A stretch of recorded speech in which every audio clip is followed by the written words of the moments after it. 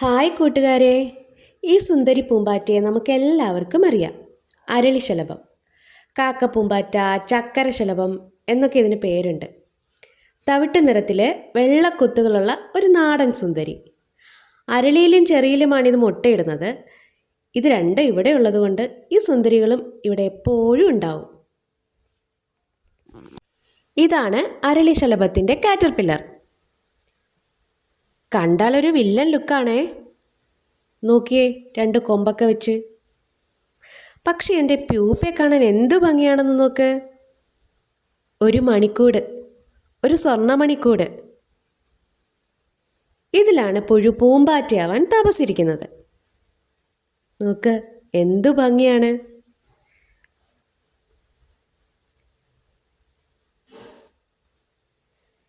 ഈ നിറമെത്തിയാൽ അന്നേ ദിവസമോ അല്ലെങ്കിൽ അതിൻ്റെ അടുത്ത ദിവസമോ പൂമ്പാറ്റയായി ചിറകുകൾ വിരിച്ച് വിരിഞ്ഞിറങ്ങും.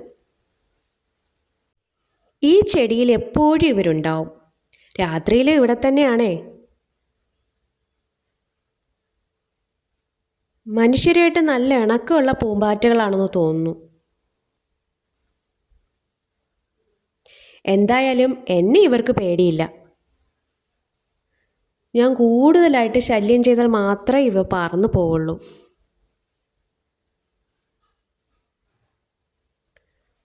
നോക്ക്, ഒരു പേടിയില്ല. ദാ ഈ ചെടിയുടെ തണ്ടിലെ നീരൂറ്റി കുടിക്കും. നോക്ക്,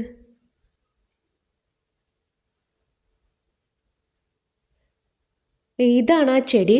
ഈ ചെടിയുടെ പേരെനിക്കറിയില്ല. അറിയാവുന്നവരൊന്ന് കമൻറ്റ് ചെയ്യണേ. ഇതിൻ്റെ ഇലയൊന്ന് ഞെരടി നോക്കിയാൽ നല്ലൊരു സ്മെല്ലും ഉണ്ട്. ഇതിൻ്റെ നീരൂറ്റി കുടിച്ച ഭാഗം നോക്കിയേ, ഉണങ്ങിയിരിക്കുന്നത് കണ്ടോ.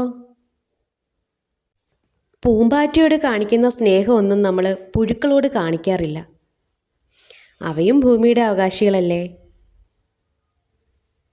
മനുഷ്യരുണ്ടാവുന്നതിന് മുൻപേ ഭൂമിയിലുണ്ടായവരാണ് പൂമ്പാറ്റകൾ.